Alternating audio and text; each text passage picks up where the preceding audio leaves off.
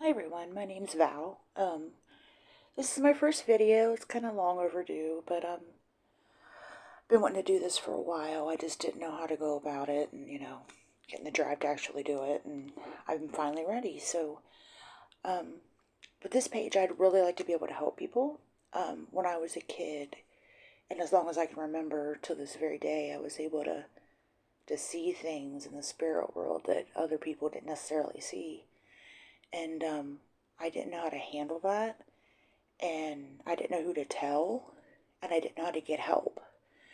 A lot of times today, when you go to the churches and things, they think that, one, you're a witch or a warlock, or you've been dabbling in the dark and darkness, and, that you need to go have an exorcism, or they say that you're mentally ill. Or another thing that can happen is if you're having things going on in your house or things that you don't quite understand that you don't know how to deal with. A lot of people are scared to tell anybody, and honestly, there's not a lot of places to go. You either go to a church, like a Catholic church, and they make you jump through hoops in order to get any kind of help or any type of, prayers or anything done for you, and or you call ghost hunters or mediums, and what they do is they get into your house. They either take, pictures or, readings, all this stuff, and they get all these spirits all worked up, and then they leave, which is left with you sitting there thinking, okay, well, now they're even worse than they were before. What do I do? And then you're stuck selling your house or just living with it or dealing with it, and that's not what you have to do. That's not what you should have to do. So, I just want to be able to help people be able to live in their homes peacefully, be able to be free of a lot of junk that, just junk that can happen in your life, and have a place for people to know that you're not crazy, that these things are happening and they're happening even more, in the times that we're in. So, I just want to tell my story, tell how I got out of it, I took authority and I dealt with everything, and how you can do that too. So, we'll get started. As long as I remember, um, I had that sense, and I'm sure some of you have felt this, the sense that, someone's watching you, someone's hovering right above you, someone's, against your back. I mean, it's like, it's oppressive, it's bad. And as a little kid, I would feel this, and I would feel it more when I was alone. I didn't feel it so much with my family around, as, it wasn't as strong. But when I was alone, I always felt that. And I didn't understand it. So I just, went about being a kid, and, it,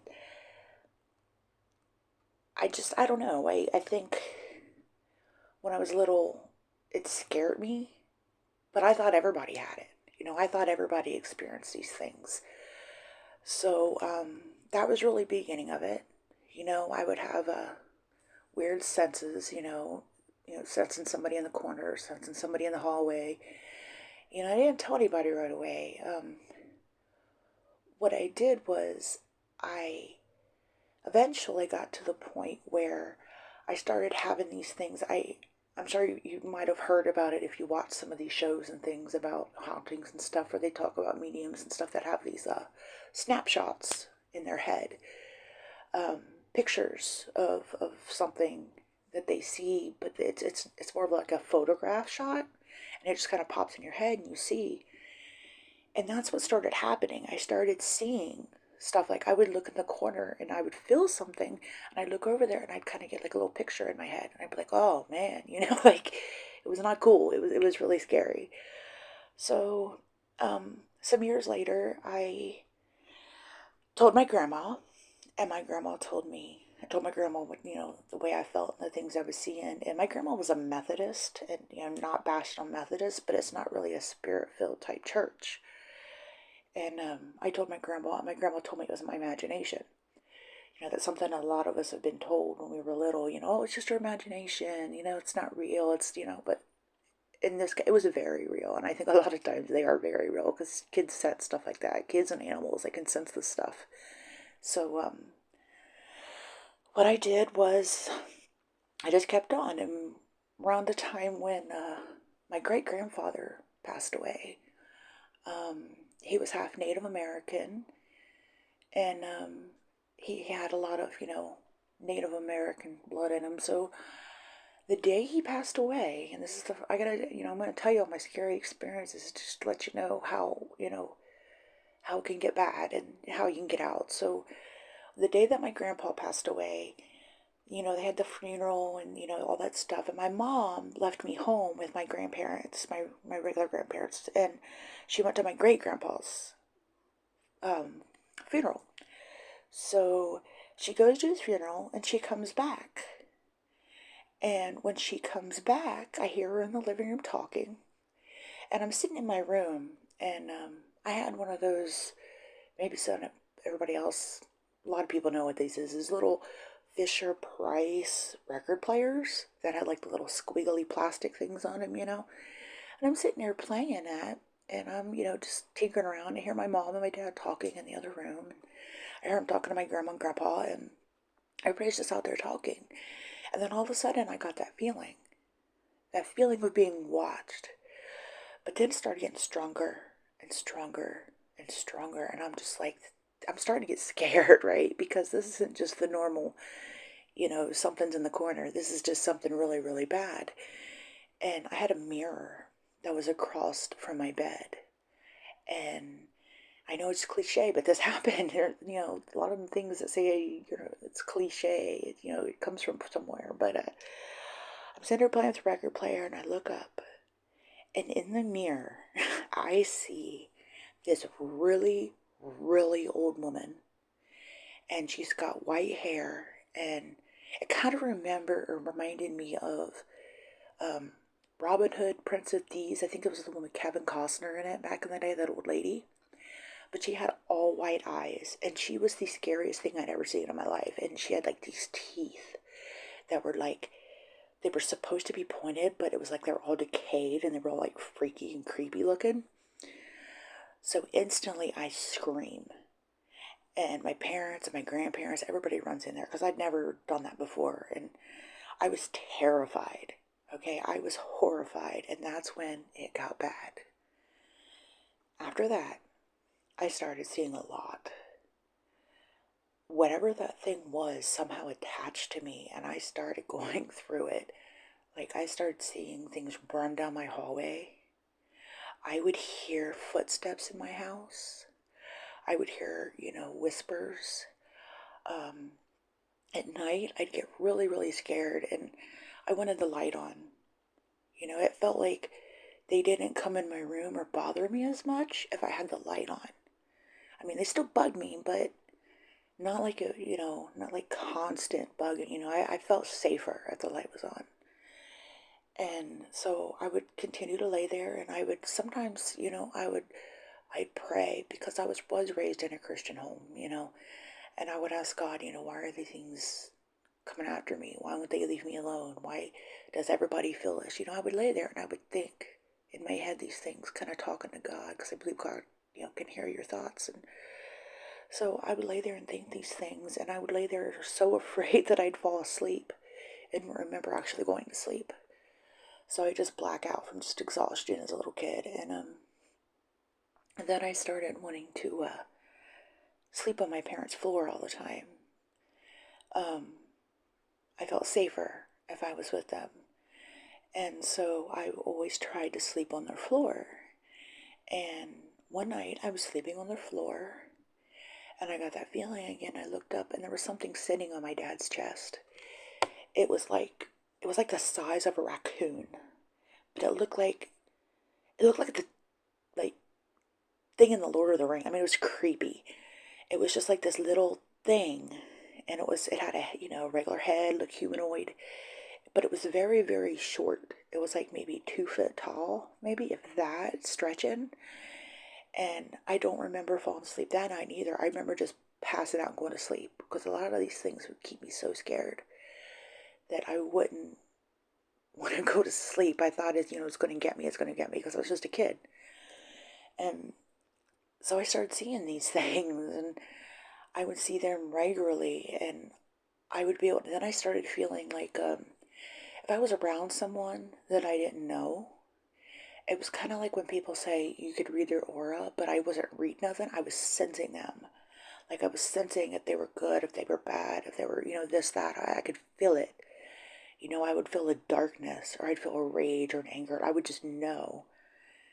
Just like with everybody, it seemed like, and sometimes, more than others. Some people were a little stronger than others, but I would feel that. So all these things were happening to me, and I didn't understand that. I would tell my grandma again. She would say, "Oh, it's your imagination. Stop it." She said, "Don't tell people this stuff." So that led me to think that if I told people this stuff, they would think I was weird because it was my imagination. And I grew up really poor, so I was already made fun of in school from, not having enough, not enough money. But I mean, I didn't have like the clothes that everybody else had. I had like $30 to go school shopping on. I mean, it was already hard, so I didn't need people picking on me and making fun of me even worse because I was a weird kid or saw weird stuff. So I didn't tell anybody. But I would go to school and sense it. I would go to friends' houses, and I would know, but I always tried to pretend like I didn't know. Like I didn't want to be that kid, like, oh, that weird kid. I didn't want to be that. So, as it went by, I kept seeing things like that, and it was creepy. It was really creepy, and I spent a lot of time in fear. Like I felt like I would go down a hallway. Like we lived in a trailer court, and a lot of trailers have this one really long hallway that goes back to all the bedrooms. And every time I went back to that hallway, I got that feeling of, like when you run up the steps and turn the light off and you feel like something's behind you. Well, that's the feeling I got. Every time I walked down the hallway, I felt like something was chasing me. So I was like this weird kid that ran everywhere, like I just thought, oh my gosh, oh my gosh, oh my gosh, it's gonna get. So I was like freaked out. I was like forever freaked out all the time. And I eventually, I got a little older, and we ended up moving out of my grandparents' place, and we lived with my uncle had. Well, actually, here's a little bit of backstory. My aunt's best friend. My aunt's only like 4 years older than me. My aunt's best friend, one of her best friends, lived in this house that was on the other side of town. It was kind of like, it was a big house. It was like 6 bedrooms or something, or 4 bedrooms, 2 living rooms. I mean, it was a nice house. It had like a kitchen up front, or upstairs with a living room and a dining room, 2 bedrooms and a bath, and the downstairs had a laundry room, a kitchen, or not a kitchen, but a laundry room, a living room, 2 bedrooms and a bath. So we lived downstairs, me, my mom, my dad, and my little sister. And my uncle lived upstairs because they rented it from her friends' parents. So we get in this house, and it's the same old, things are everywhere. I'm always feeling stuff. Everything's always weird. I always feel like I'm being stared at. It's just, I got kind of used to it, you know, if you could say that. I mean, it kind of sucks to have to be used to that, but I got used to it. I didn't like it. It still freaked me out, but, I was used to feeling it. So I was used to ignoring it. You know what I mean? Or trying to ignore it. And then one night, I get up and I go upstairs. And a little backstory on this house: when you first walk in, there's a landing. You can go upstairs or you can go downstairs on the landing. If you go upstairs and go straight, it's a walk-through kitchen, and then there's a back door that leads out back. So we shared that kitchen. And so I get up in the middle of the night, and I walk upstairs, and of course, weird things. I feel it, I can feel it really strong, like I did with the mirror, I feel it. And I start walking down the stairs, and I got that feeling of, every time you would go up and down these stairs, is so weird. you would get this feeling that something was right behind you about to attack you. You always got this feeling. And so you would run down the stairs. I mean, it was like this thing. Everybody was always running down the stairs. So I decided that, my genius idea was I was going to turn around and I was going to look and see what was behind me when something felt like it was going to run at me. So I started getting that feeling, started in the stairs, started getting that feeling. I turn around and there's this really tall, skinny, white woman. She's pale as can be. I mean, wearing this long dress, and she had this black hair, and it was just flowing behind her, and she looked terrified, and she come flying towards me. I just noped right on out of there. I ran down them steps, and I ran down my steps, jumped in my bed, and I was like, nah, I ain't nah. I was terrified again. So that happened. Then, years later, funny story, I didn't know that anybody else felt this. I was talking to my mom about that lady, and my mom saw her. And I'm sitting there and I'm a little bit in shock. And then my aunt, she doesn't believe in any of the supernatural stuff. So I don't talk to her about it. I don't say anything to her about it. But she looked at me and she said, "Oh my gosh," because I started talking about that old house. And I said, "Yeah." She goes, "Do you remember that old house?" I was like, "Yeah, I didn't say anything to her. She didn't know. She says, "Yeah, wasn't it weird?" She goes, "At one time," she goes, "those stairs," she goes, "every time we got on the stairs, we felt like I had to run." And she goes, "One time," she goes, her friend had ran down the stairs and sprained her ankle or something. She told me this story, right? And this is a woman that she don't believe none of that. And she just confirmed, things that I had seen. So that was weird. And I started getting the feeling that this was real, that this wasn't just all in my head, that wasn't made up, that wasn't, because I was getting into situations where other people are seeing the same things that I'm seeing. Okay, so, and there were some other things that would happen that would torment, like at nighttime.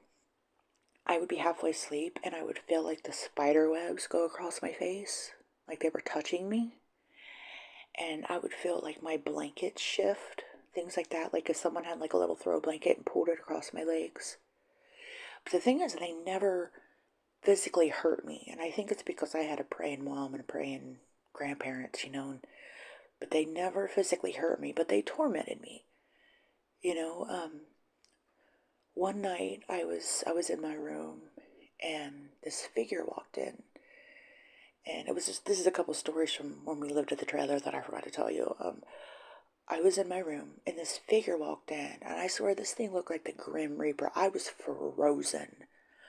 I thought if I breathed, this thing was going to come get me. Like, I was terrified. It walks in my room real slow. It looks at me. It bends down and looks at me. And it just sits there. And I am frozen in fear. I don't know what to do. I am terrified. And I start thinking, Jesus, Jesus, Jesus, Jesus, Jesus, help me, Jesus, help me. That's what I'm thinking in my head. As soon as I start thinking those things, so I started praying, the thing stood up and left my room and walked out. And that same thing stayed with me, and I would see throughout my life until maybe 5 years ago, 6 years ago, a few years back. That thing crouched in any room I ever had in a corner, and it would just watch me. It never did anything. It just sat there. Like it was creepy, and it wouldn't do anything. It was just present. I don't know why it was there. And come to find out, my dad told me when he was a little kid, it walked in his room, bent down and looked at him too. So this was a generational thing. This wasn't just, it was kind of like the Native American lady in my mirror. It was kind of like a bloodline thing. So these were things that were, all came down in the bloodline. So I deal with that for a long time, and I'm starting to see things more and more and more.